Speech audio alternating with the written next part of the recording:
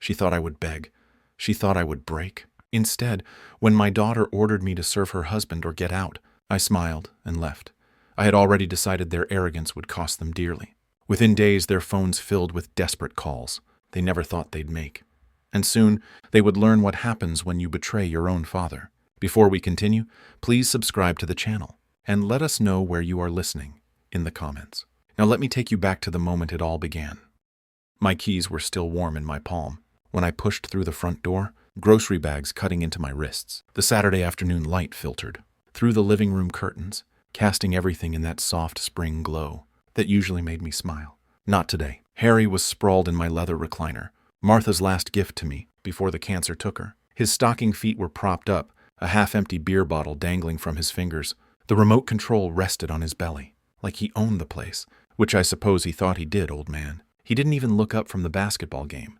Grab me another beer from the fridge. While you're up, I set the grocery bags down slowly, feeling the weight of the milk cartons and bread loaves. The plastic handles had left red marks across my palms. Excuse me. You heard me. Harry's eyes stayed fixed on the television screen. Corona? Not that cheap stuff you drink. Something cold settled in my chest. I'd bought those Coronas specifically for him. Spent my Social Security money on beer I'd never touch. Harry, I just walked in. I need to put these groceries away. Now he looked at me. His face carried that familiar expression. The one that said I was being unreasonable, difficult. What's the big deal? You're already standing. I'm comfortable. The big deal is that this is my house. Harry's feet hit the floor with a thud. He stood slowly, using his height advantage like a weapon. At 30, he was bigger than me, broader, but I'd been dealing with difficult people long before he was born. Your house? Funny, because your daughter and I live here. We pay the bills with my money. Details? He stepped closer, beer still in hand. Look, Clark, we can do this the easy way, or the hard way. You want to keep living here peacefully? You play ball. Simple as that. The kitchen door swung open. Tiffany appeared, her blonde hair pulled back. In a messy ponytail, dish towel in her hands, she took in the scene. Harry standing over me, the tension thick enough to choke on. What's going on? Her voice carried that warning tone I remembered from her teenage years. Your father's being difficult, Harry said, without taking his eyes off me. I asked him to get me a beer, and he's making it into some kind of federal case. Tiffany looked at me with disappointment, like I was a child acting out. Dad, just get him the beer. It's not worth fighting over. But Harry wasn't done. He moved closer, close enough that I could smell the alcohol on his breath. See, Clark, here's how it's going to work. You live in our house. You contribute. That means when I ask you to do something, you do it. No questions, no attitude. Our house. I kept my voice level, even though my heart was hammering. That's right. Tiffany stepped beside her husband, presenting a united front. Dad, you need to decide right now. Either you help Harry and do what he asks, or you can pack your things and leave. The words hung in the air like smoke. I looked at my daughter, searching for any hint of the little girl who used to climb into my lap during thunderstorms. She stared back, with Harry's same entitled expression. All right, I said quietly. Harry smirked, thinking he'd won. Good. Now, about that beer, I'll pack. The smirk died on his face. Tiffany's mouth fell open slightly, like she'd expected me to crumble, to apologize, and shuffle to the kitchen like a beaten dog. I turned toward the hallway, leaving the grocery bags where they sat. Behind me, I heard Harry's sharp intake of breath. Tiffany's whispered, Dad, wait. But I was already walking toward my bedroom, my footsteps steady on the hardwood floor. Martha and I had refinished together 20 years ago.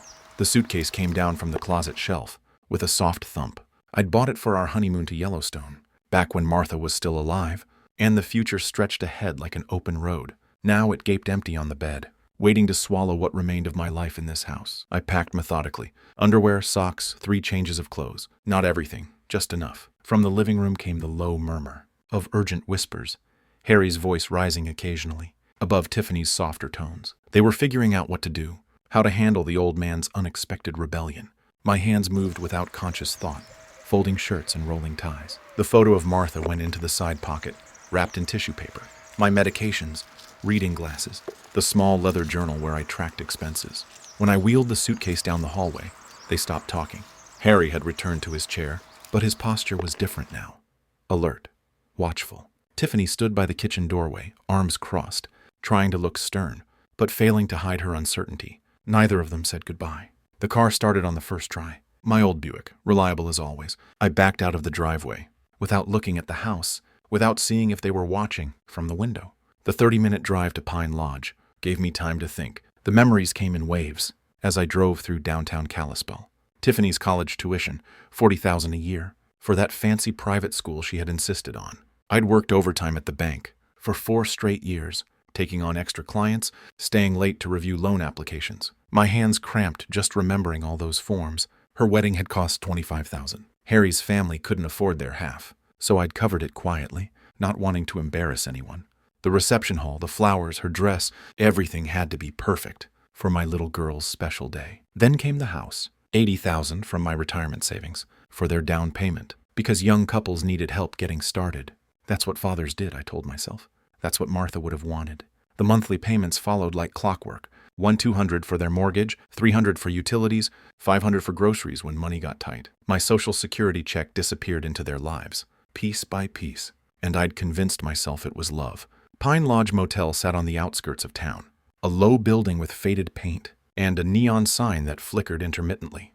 The room was small but clean. A bed, a chair, a tiny table by the window. I set my suitcase on the luggage rack and sat heavily on the mattress edge. The silence was different here. Not the comfortable quiet of my own home, but the hollow emptiness of a temporary space. I pulled out my phone and scrolled through the contacts. Bank numbers, insurance companies, credit card services, numbers I knew by heart from 30 years in finance. Tomorrow was Sunday, but some things could still be done. Some calls could still be made. I opened my laptop on the small table and logged into my online banking. Account balances glowed on the screen. Checking, savings, retirement accounts, numbers that represented a lifetime of careful planning, of denying myself small luxuries so I could take care of my family. The cursor blinked in the search bar, waiting for me to decide what came next. Sunday morning arrived gray and overcast, fitting my mood perfectly. I spread my paperwork across the motel table, like a general planning a campaign. Bank statements, insurance policies, legal documents, everything organized, everything within reach. The first call went to First National Bank. Sunday banking was limited, but automated systems never slept. "Good morning, Mr. Miller," the representative said, after I navigated through the phone tree. "How can I help you today?" "I need to cancel the automatic mortgage payment for 847 Pine Street, the account ending in 4729. A pause. Computer keys clicking. "Sir, I show that payment has been active for 5 years. Are you sure you want to discontinue it?"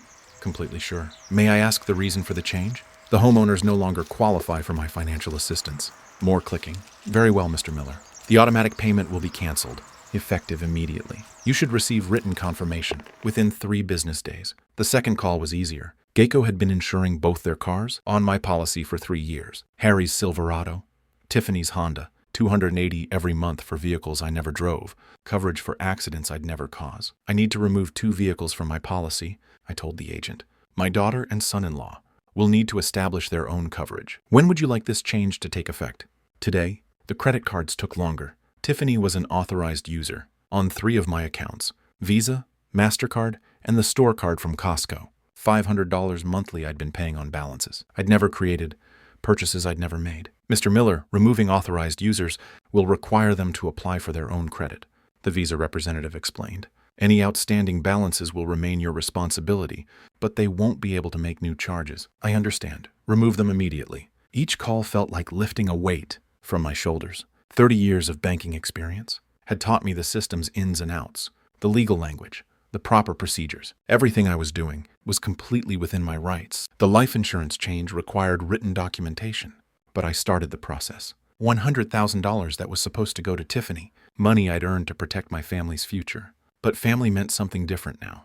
By noon, I'd made 8 calls. Mortgage payments stopped, insurance canceled, credit cards blocked. The automatic transfers that had been bleeding my accounts dry for years. All of it ended with polite conversations and confirmation numbers. I sat back in the cheap motel chair and looked at my notes. Confirmation numbers, reference codes, effective dates, the paper trail of financial independence. My phone sat silent on the table. No missed calls, no urgent messages. They didn't know yet. Probably wouldn't know until the first payment bounced. The first bill arrived with their names on it instead of mine, but they would know soon enough. I closed my laptop and walked to the window. Across the parking lot, an elderly man was loading suitcases into a pickup truck, his wife directing the operation with gentle efficiency, probably heading home from visiting grandchildren, or maybe starting a long postponed vacation. I envied their easy partnership, the way they moved around each other, with practiced familiarity. Martha and I had been like that once. My phone buzzed against the table. Unknown number, I let it ring.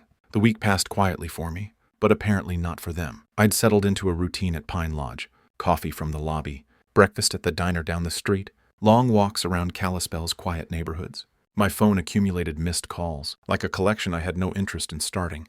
By Wednesday, there were 12 messages. By Friday, 22. I listened to them in chronological order, watching the progression, from confusion to anger to desperation. The first few were almost casual. Tiffany asking if there was some kind of banking error with the mortgage payment. Harry leaving brief, annoyed messages about the car insurance lapsing. But by the middle of the week, panic had crept in. "Dad, what the hell is going on?" Tiffany's voice cracked with frustration. "The bank says you stopped the automatic payment. They want the full amount by Friday, or they'll start foreclosure proceedings." Harry's messages grew increasingly aggressive. "Clark, you need to fix this right now. I've got people asking questions about my insurance. You're making us look like deadbeats." The later calls bordered on begging. Tiffany crying, promising they'd work something out if I just called them back. Harry trying a different approach, claiming he'd been too harsh and wanted to make things right. I deleted each message after listening, feeling nothing but mild curiosity about their growing desperation. Thursday morning brought a knock at my motel room door. Through the peephole, I saw them both. Tiffany in a wrinkled sweater, Harry in his work clothes, both looking like they'd slept badly. I opened the door but didn't invite them in. "Dad?" Tiffany's eyes were red-rimmed. Her usual composure cracked. "We need to talk about what?" Harry pushed forward, his face flushed with anger. "About the fact that you're trying to ruin our lives over some stupid argument about beer." "I'm not trying to ruin anything," I said calmly. "I'm simply no longer paying for your lives." "The mortgage, Clark." Harry's voice rose. "You can't just stop paying the mortgage. That's our house. Actually, it's my house. My name on the deed. My signature on the loan. You two were just guests." Tiffany grabbed Harry's arm as he stepped closer to the door. "Dad, please, we can work this out. Harry was wrong to talk to you that way. We both were. But you can't just leave us, with no warning, no discussion. You gave me an ultimatum," I reminded her. "Do what Harry says or get out." "Those were your exact words." "I didn't mean it like that." "Yes, you did." I looked at my daughter, seeing a stranger wearing her face. "You meant every word. You just didn't expect me to choose option 2. Harry tried a different approach, his voice artificially calm. "Look, we all said things we didn't mean. But you're talking about our home, our credit, our whole lives. You can't just pull the rug out like this." "I can, and I did." I started to close the door. "You wanted me to leave. I left. You wanted to handle your own lives. Now you can." "Dad, wait!" Tiffany's voice broke. "What about family? What about everything we've been through together?" I paused, looking at her desperate face. For a moment, I remembered the little girl who used to help me rake leaves in the fall, who brought me dandelions she'd picked from the yard. But that little girl had grown into someone who could stand by while her husband humiliated her father in his own living room. "Family works both ways, sweetheart," I said quietly. "I spent 5 years taking care of you both. When it was time for you to take care of me, you chose him instead." Harry's fake composure cracked. "You crazy old bastard, you can't just—" "I can call the police if you keep raising your voice," I interrupted.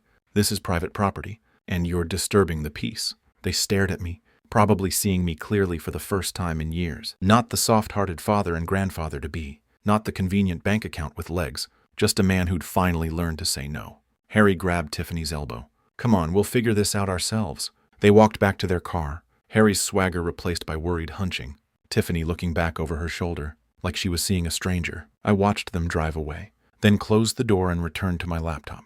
There were still calls to make, still accounts to close. The work of dismantling a relationship was far from finished. I needed coffee and a chance to think clearly. The diner on Main Street had always been my refuge. When Martha was alive, she'd meet me there after her doctor appointments, and we'd split a piece of apple pie while discussing nothing important. Tuesday morning found me walking the familiar 3 blocks, my breath visible in the crisp mountain air.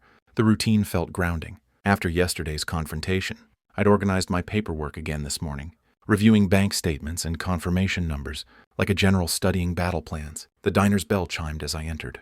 Coffee steam and bacon grease created that comfortable fog of normalcy I craved. I'd barely settled into my usual corner booth when a familiar voice called out, "Clark Miller." Well, I'll be damned. Bob Harrison rose from a table near the window, newspaper folded under his arm. We'd worked together at First National for 15 years before his transfer to the main branch. Bob had handled commercial loans, while I managed personal accounts, but we'd shared enough coffee breaks to consider ourselves friends. "Bob," I stood to shake his hand. "Good to see you. Mind if I join you? Haven't seen you since Martha's service."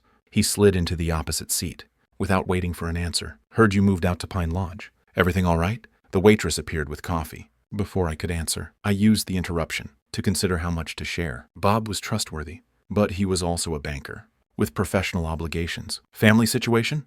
I said finally. Needed some space to think things through. Bob nodded slowly, studying my face. That son-in-law of yours tried to pull a fast one on us a few months back. My coffee cup stopped halfway to my lips. What kind of fast one? Wanted a home equity loan on your house, $50,000. Bob's expression darkened. Claimed it was his property. Brought in documentation and everything. The diner's ambient noise seemed to fade. My house, he said. He owned my house. That's right. Had some paperwork that looked official at first glance. But when we ran the title search, Bob shook his head. Everything came back to you, of course. Clean title, no co-signers, nothing that would give him any claim to the property. I set my cup down carefully, processing this information. When exactly did this happen? December, maybe January. I handled the application personally, because of the amount involved. Bob leaned forward, lowering his voice. Clark, he wasn't just mistaken about ownership. This was deliberate fraud. The documents he brought in were forged.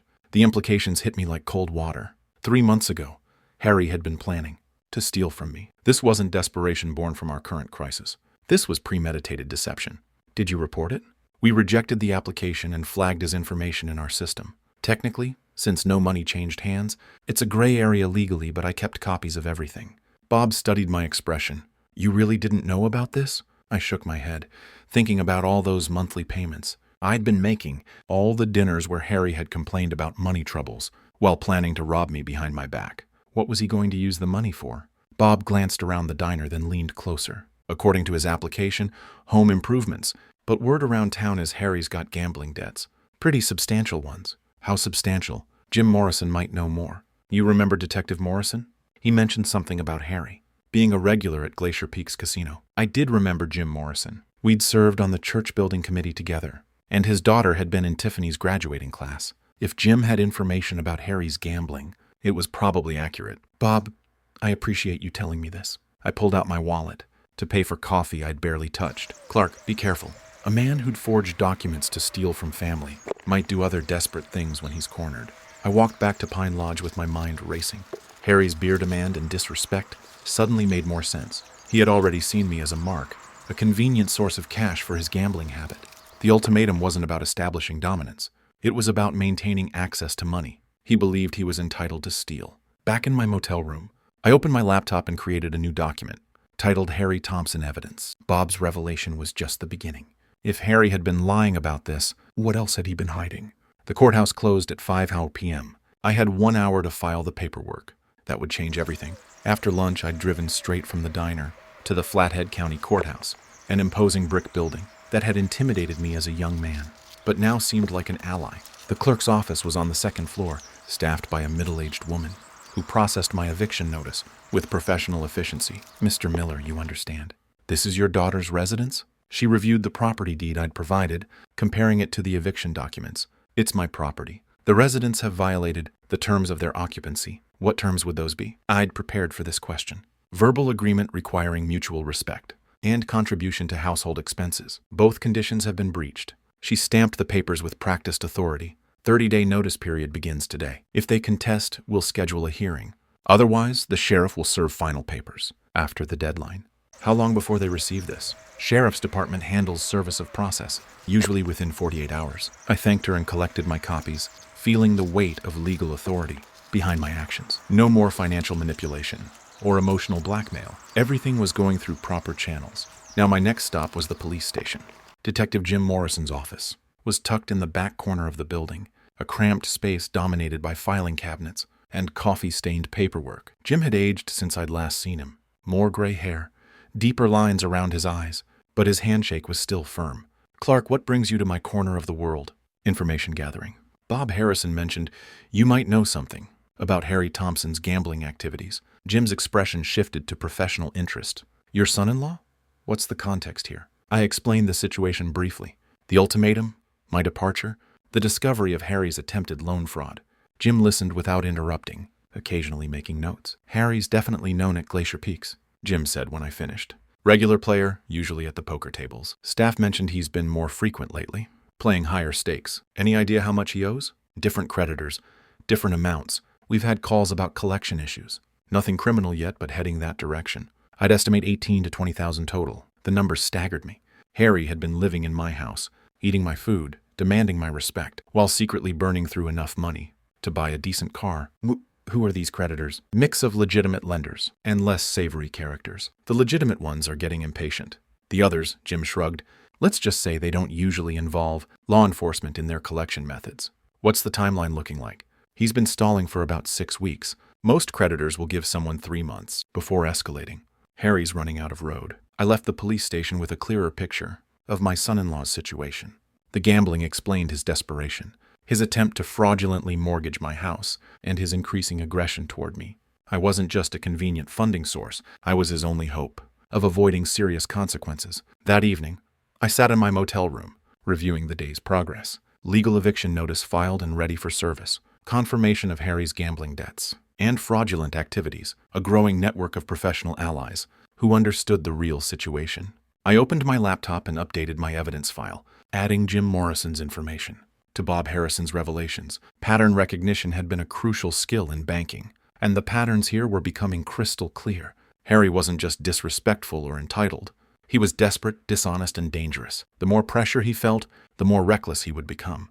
I needed to be ready for whatever came next. Tomorrow, I would start making strategic phone calls to Harry's creditors, not to pay his debts. Those consequences were his to face, but to ensure they knew his true financial situation, including the fact that he had no legal claim to my property. The truth was always the best weapon. Word travels fast in a town like Kalispell. By Friday, I realized it was time to control the narrative. My first encounter happened at the post office, where Mrs. Henderson from the church mailing committee cornered me near the stamp machine. She was one of those women who collected information like others collected recipes, always ready to share what she'd learned. "Clark, dear, I've been hearing troubling things. About family troubles. Is everything all right?" I considered my response carefully. Mrs. Henderson would repeat whatever I said, to at least a dozen people by Sunday service. Tiffany and Harry asked me to move out, so I did. "Sometimes adult children need to handle their own responsibilities." Her eyebrows rose. "They asked you to leave your own house. It seemed like the best solution for everyone involved. But didn't you pay for their wedding? And help them with the down payment?" She leaned closer, lowering her voice conspiratorially. "I always wondered how they afforded that house on Harry's salary." I nodded but didn't elaborate. The facts would speak for themselves. My next stop was Miller's Hardware, where I'd worked part-time. After retiring from the bank, Tom Kowalski, the owner, looked up from his inventory sheets with genuine concern. "Clark, heard you're staying out at Pine Lodge. What's going on?" 3 other employees gathered around as I explained the situation. Their reactions were immediate and unanimous, shocked that Harry had treated me so disrespectfully, anger that I'd been supporting them financially for years without recognition. "You paid for their college tuition?" Dave, the assistant manager, shook his head in disbelief. "Harry told everyone his family was well off. Said they were helping you with mortgage payments." "Harry said a lot of things that weren't true," I replied calmly. Tom's expression darkened. "That explains why he always seemed to have money, but never worked overtime. We offered him extra shifts plenty of times, but he always had other commitments." "Those commitments were probably at the casino," muttered Sarah from the paint counter. By the time I left the hardware store, I knew the real story would be all over town within hours. Kalispell's small-town network was more efficient than any advertising campaign. My third stop was St. Mark's Lutheran Church, where Pastor Williams was preparing for the weekend services. He invited me into his office, offering coffee and a chair that had comforted many troubled parishioners over the years. "Clark, several people have mentioned they're concerned about you. Can you help me understand what's happening?" I appreciated Pastor Williams's direct approach. He wasn't fishing for gossip. He was trying to help a member of his congregation. "Pastor, I've been financially supporting my daughter and son-in-law for 5 years. Last weekend, they made it clear that my presence in the house was conditional on my following Harry's orders. I chose to leave rather than accept that arrangement. That must have been incredibly painful." "It was clarifying," I said honestly. "I love my daughter, but I won't be treated like a servant in my own home." Pastor Williams nodded thoughtfully. "Sometimes loving someone means allowing them to face the consequences of their choices. It sounds like you've been protecting them from those consequences for a long time." "Too long, I think." During my walk back to the motel, I stopped at Annie's coffee shop for an afternoon cup. The place was busy with the usual Friday crowd. Retirees, off-duty workers, mothers with strollers. I found a small table in the corner and listened to the conversations flowing around me. "Heard Harry owes money all over town. Clark Miller's been paying their bills for years. Always seemed odd how they lived so well on his salary." The information was spreading, exactly as I'd expected. Small towns were like organisms. They processed information quickly and efficiently, separating truth from fiction through collective wisdom. My phone rang as I was leaving the coffee shop. Mrs. Patterson, my next-door neighbor for 20 years. Clark, I hope you don't mind me calling. I wanted you to know there's been a lot of shouting at the house lately. Mostly Harry, but Tiffany too. Yesterday, the police drove by twice. Thank you for letting me know, Mrs. Patterson. I appreciate you keeping an eye on things. Are you safe where you're staying? Do you need anything? The genuine concern in her voice reminded me that community support came in many forms. I'm fine, thank you. Just taking things one day at a time. That evening, I sat in my motel room, reviewing the day's conversations. The social pressure was building naturally, without any vindictive effort on my part. People simply recognized injustice when they saw it clearly. My phone rang again. Unknown number, but I recognized the area code. One of Harry's creditors, most likely. I let it go to voicemail, then listened to the message. This is Marcus Webb from Frontier Financial Services. We're looking for Harry Thompson, regarding a past due account. Please call us at your earliest convenience. They were calling me because Harry had probably listed my house as his address on credit applications. More evidence of his deception. More proof that he'd been planning to make me responsible for his debts. I deleted the message and opened my laptop. Time to update my evidence file with today's discoveries. I should have expected them to fight back. Harry never was one to go down quietly. Saturday morning started peacefully enough. I was reviewing bank statements over coffee when my phone began ringing. First Tom from the hardware store, then Mrs. Henderson, then Pastor Williams. Each call brought the same disturbing news. Harry was making rounds through town, spreading an alternative version of events. Clark, I think you need to know what he's saying.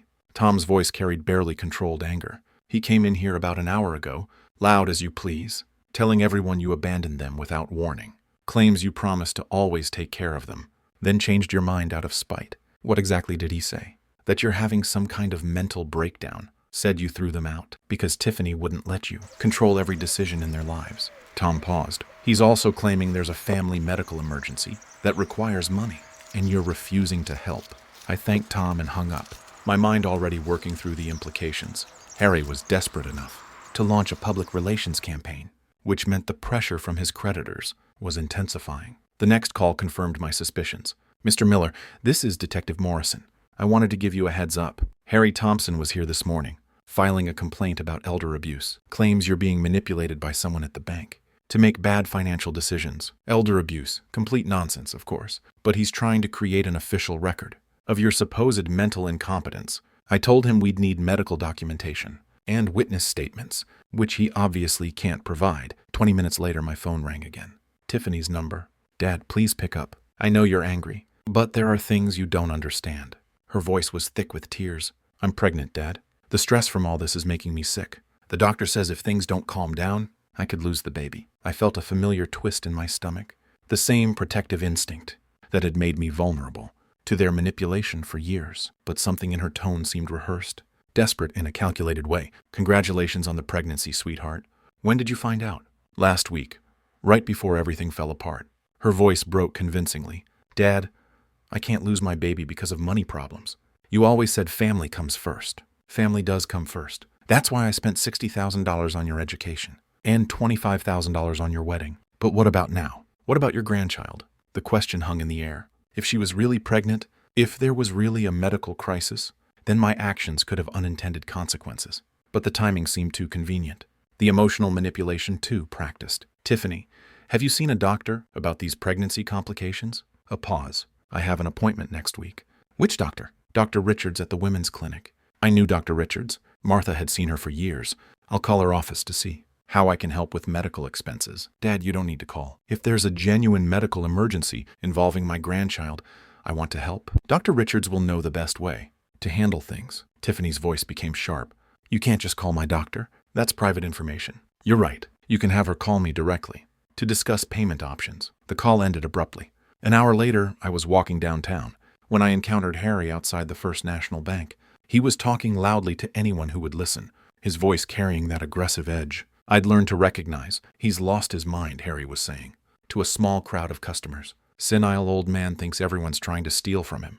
Kicked his own pregnant daughter out of the house over nothing. I approached calmly and the crowd noticed me. Before Harry did, faces turned in my direction, expressions shifting as they recognized the subject of Harry's rant. Harry spun around, his face flushing red. There he is, the man who abandoned his own family. Hello, Harry. I kept my voice level. How's the gambling debt situation working out?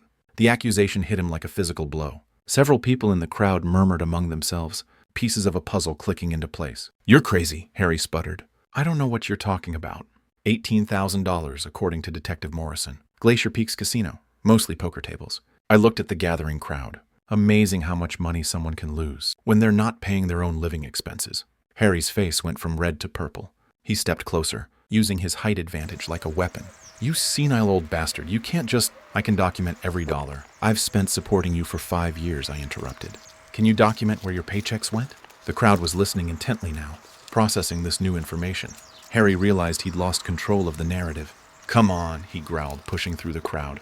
This isn't over, Clark. I watched him storm away, noting how several people pulled out their phones. The real story would be all over social media within the hour. Back at the motel, I opened my laptop and began documenting the day's events. Harry's counterattack was failing because it was built on lies that couldn't withstand scrutiny.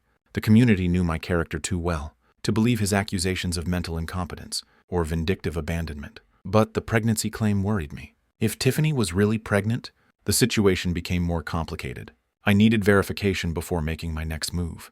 I picked up my phone and dialed Dr. Richards' office. If there was a real medical emergency, I would help, but I wouldn't be manipulated by fabricated crisis. Harry's public threats had crossed the line.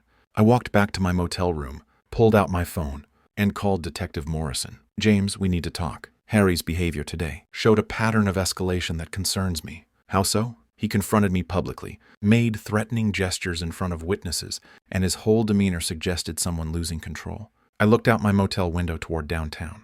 I'd like to file a formal complaint and explore protection options. Come in tomorrow morning. Bring any documentation you have. But I didn't need to wait until morning. Steve Brennan, the Pine Lodge night manager, knocked on my door an hour later. Mr. Miller, that man who was yelling, in our parking lot earlier. He came back about 20 minutes ago. Stood outside your door for maybe 5 minutes, then left. Made some guests nervous. Steve was a retired Army sergeant who'd seen enough trouble to recognize it developing.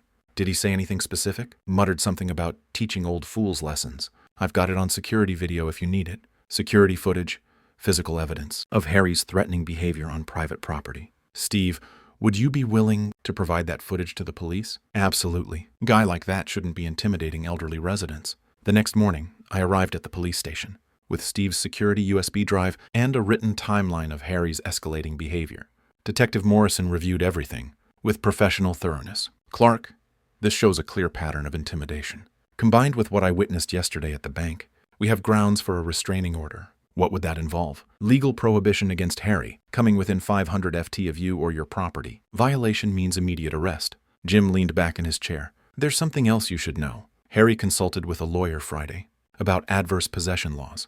The words hit me like cold water. Squatters' rights. Exactly. He was researching whether he could claim legal ownership of your house based on living there continuously. Jim's expression was grim. Montana requires 5 years of hostile occupation. They've been there 3 years. He was planning to wait 2 more years, then file a claim. The implications staggered me. Harry hadn't just been freeloading. He'd been executing a long-term plan to steal my family home through legal technicalities. Does he have any legitimate claim? None whatsoever. Adverse possession requires hostile occupation, without the owner's permission. Since you gave them permission to live there, and they never paid rent or property taxes, there's no legal basis. Jim pulled out a file folder. But it shows premeditation. He's been planning this theft for years. What about the restraining order? I can fast-track it given the evidence. You'll have it by this afternoon. I left the police station with a new understanding of my son-in-law's character. The beer incident hadn't been about establishing dominance. It had been about maintaining a deception that would culminate in stealing my home. Walking back to my car, I pulled out my phone and scrolled through my contacts.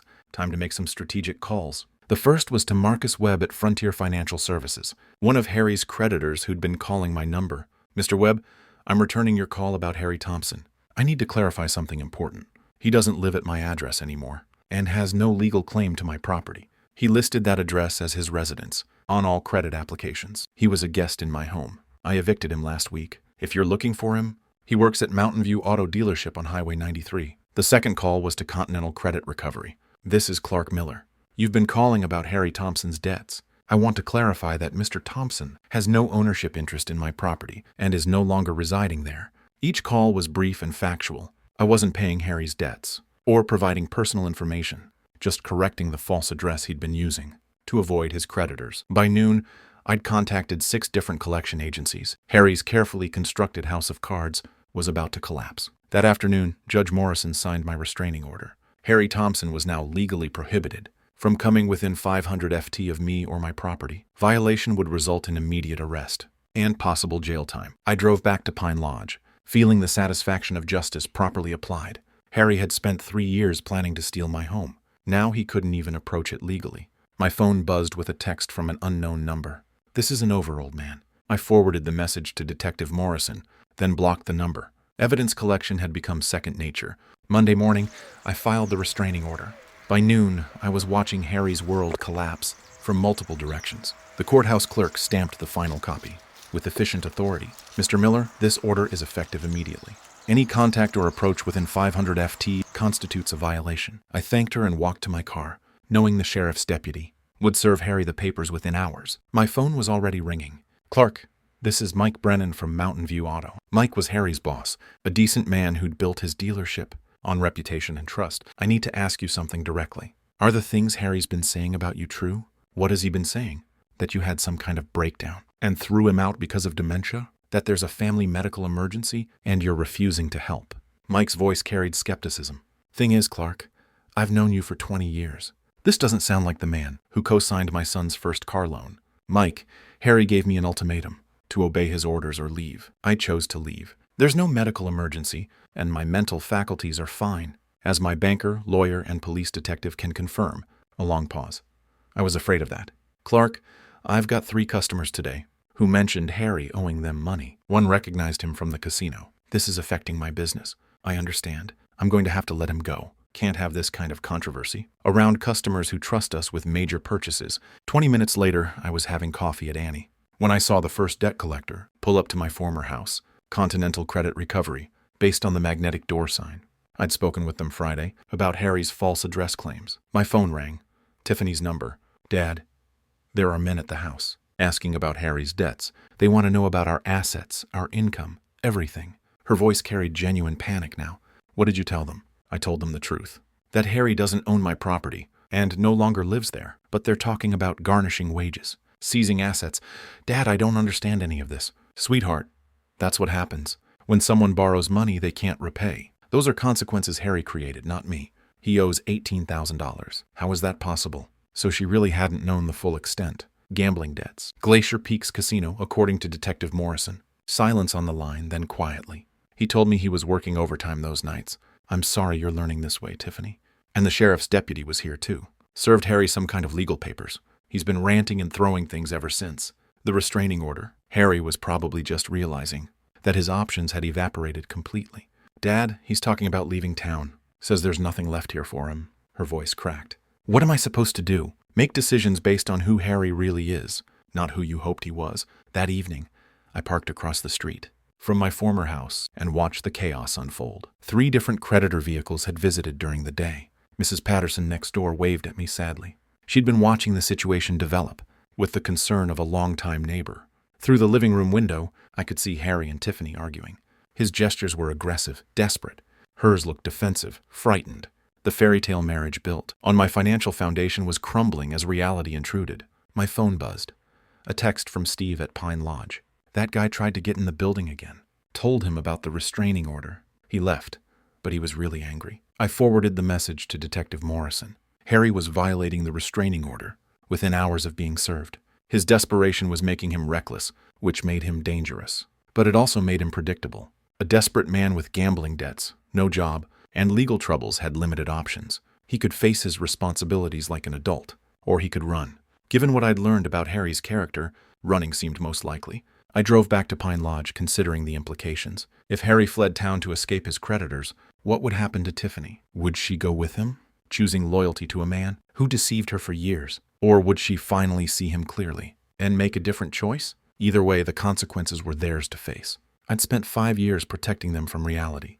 That protection had ended the day they asked me to choose between my dignity and their demands. I'd chosen dignity. Now they could choose their own path forward. 2 days of watching their desperation was enough. I called Tiffany Wednesday morning. and told her to meet me at the diner. Just her. I can't leave Harry alone right now, Dad. He's really struggling with everything that's happening. Then we have nothing to discuss. The restraining order means I can't be around him anyway. A long pause. Where do you want to meet? Main Street Diner, 2 Mo, back corner. Booth where we can talk privately. I arrived early and chose the booth, facing away from the street.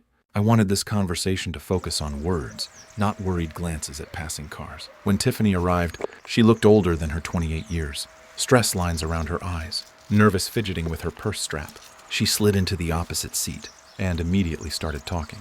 Dad, I know you're angry, but Harry's lost his job, and these debt collectors won't leave us alone. The phone rings constantly. People are showing up at the door, demanding money we don't have. I waited until she finished, then spoke calmly. I'm offering you one chance to end this with some dignity, Tiffany. What do you mean? Public acknowledgement of the truth, full disclosure of how much I've supported you both, and an honest explanation of why I left. Her face flushed. You want me to humiliate myself? In front of the whole town? I want you to tell the truth. There's a difference. What kind of acknowledgement? I'd spent 2 days thinking through exactly what justice required. Church announcement Sunday during testimony time. Letter to the editor of the Tribune. Facebook post visible to all our mutual connections. Full details about college tuition, wedding costs, mortgage payments, and the ultimatum that caused me to leave. Dad, people will think you had a father who loved you enough to sacrifice his retirement security for your happiness, and that you took it for granted until it was gone. Tiffany stared at her untouched coffee. What about Harry? Harry is no longer part of any equation involving me. The restraining order is permanent. If you choose to stay married to him, that's your decision. But it means choosing him over any relationship with me. You're asking me to choose between my husband and my father. I'm asking you to choose between a man who threatened me and a man who raised you. The fact that you see those as equivalent choices tells me everything about how far we've drifted apart. She was quiet for a long moment, processing the implications. What about the house? It's been in our family for generations. It's going to the Montana Veterans Housing Initiative. 3 families of veterans will live there. People who understand what service and sacrifice actually mean. The words hit her like a physical blow. The will already changed, witnessed, signed, and filed with my attorney. I kept my voice gentle but firm. Even if you do everything I've asked perfectly, the house won't come back to you. That decision is final. Why? Because I need to know that any reconciliation between us is based on love, not inheritance expectations. For 5 years, you treated me like a convenient funding source. I want to see if there's anything left between us. Beyond financial dependency. Tiffany's eyes filled with tears. Real ones this time. Not the calculated manipulation I'd grown accustomed to. I'm sorry, Dad, I really am. I never meant for things to go this far. Sorry isn't enough anymore, sweetheart. The whole town watched you and Harry treat me like a servant in my own home. They watched you choose his demands over my dignity. Words are just words now. I need to see actions. What if I can't do it? What if I can't stand up in front of everyone and admit how wrong we were? Then you'll live with the consequences of that choice. Harry will probably leave town to escape his creditors. Men like him always run. When things get difficult, you can go with him and start over somewhere else. Or you can stay here and try to rebuild your life with honesty. And if I do what you're asking, then maybe over time we can build a real relationship, not based on money or guilt or obligation, but on mutual respect between 2 adults. Tiffany wiped her eyes with a napkin. How long do I have to decide? Sunday morning. Church starts at 10 high. If you're not there to tell the truth, I'll know you've made your choice. She stood slowly, looking older and more fragile than when she'd arrived. Dad, do you think you could ever forgive me? I looked at my daughter, really looked at her, and saw glimpses of the little girl who used to braid dandelions into crowns and demand bedtime stories about brave princesses. Forgiveness and trust are different things, Tiffany. I forgave you the day I decided to leave rather than fight. But trust has to be earned back, one honest action at a time. She nodded and walked toward the door, shoulders bent under the weight of a decision that would determine the rest of her life. I remained in the booth watching her drive away. Sunday was 4 days away. By then, I would know whether my daughter had the courage to choose truth over comfort, responsibility over loyalty to someone who had never deserved it. Sunday morning arrived clear and cold. I walked into St. Mark's, wondering if Tiffany would find the courage to tell the truth. The sanctuary was fuller than usual. Word had gotten around about some kind of family announcement. I took my regular pew 3 rows from the front and waited. Pastor Williams began the service with familiar hymns and readings, but I could feel the congregation's anticipative energy. When testimony time came, Tiffany stood from the back row. She looked small walking down the center aisle, but her steps were steady.